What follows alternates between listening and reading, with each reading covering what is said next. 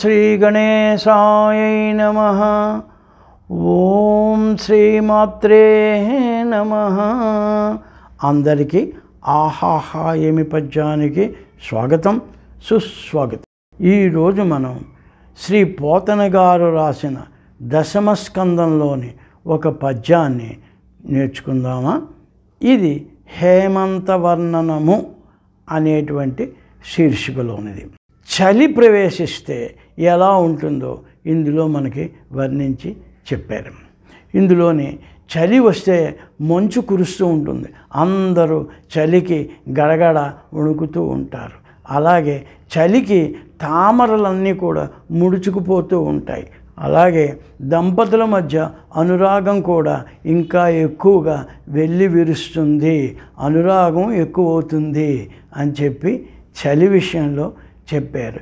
అలాగే పగలన్నీ కూడా వేగిరం అయిపోతాయట, పగళ్ళు కుంచుకుపోతాయట. రాత్రులో చాలా ఎక్కువసేపు ఉంటుందట చలి వల్ల. రాత్రులు చాలా ఎక్కువ, పగలు చాలా తక్కువ హేమంతంలో, అంటే చలికాలంలో. ఇప్పుడు ఒక పద్యం మనం చూద్దామా? చలి మీద ఎలా చెప్పారో. అహములు సన్నములయ్యను దహనము హితమయ్యే దీర్ఘదశలయ్య నిశల్ బహు శీతోపేతంబై ఊహూయని లోకము వడకే ఉర్వీనాథ. ఇది పద్యం చూడండి. అహములు సన్నములయ్యను, అహము అంటే పగళ్ళన్నీ కూడా కుంచుకుపోతున్నాయి, సన్నం అయిపోయింటే వేరం అయిపోతున్నది. అలాగే దహనము హితమయ్యే అగ్ని అందరికీ హితవు చేకూరుస్తున్నట్ట. అగ్ని తీసుకెళ్ళి అందరూ కూడా అగ్నిని కౌగులించుకుంటున్నారట. అందరికీ అగ్ని హాయి ఇస్తున్నదిట. అలాగే చూడండి, దీర్ఘదశలయ్య నిశల్ అంటే రాత్రులన్నీ కూడా దీర్ఘదశలయ్యే దీర్ఘంగా ఉన్నాయట రాత్రుళ్ళు, పగళ్ళేమో కుంచుకుపోతున్నాయట, తక్కువైపోతున్నాయట. బహు శీతోపేతంబై, చలి ఎంతలా ఉంటుందంటే గడగడ వణికిస్తున్నారట. శీతోపేతంబై, చుట్టూ మంచు శీతల గాలి వల్ల అందరూ చాలా భయపడిపోతున్నారట, చాలా వణుకుతున్నారట. ఇది సుఖమహర్షి పరీక్షణ్ మహారాజుకి చెప్తున్నటువంటి భాగవతం, మనందరికీ తెలిసిందే కదా. అందులో ఈ హేమంత వర్ణంలో చెప్పారు. ఊహూయని వణకే లోకముర్వీనాథ. ఓ పరీక్షణ్ మహారాజా, ఈ చలికి లోకమంతా కూడా ఊహు అని ఉడుకుతున్నదయ్యా, పగలు తక్కువైపోతున్నాయా, రాత్రుళ్ళేమో ఎక్కువైపోతున్నాయా, అందరూ అగ్నిని కౌగిలించుకుంటున్నారయ్యా, అగ్ని అందరికీ హితమయ్యిందయ్యా అని చలికాలం గురించి ఎంతో చక్కగా చెప్పారు. ప్రకృతి ఎలా ఉందో కూడా ఇందులో మనకి వర్ణించారు.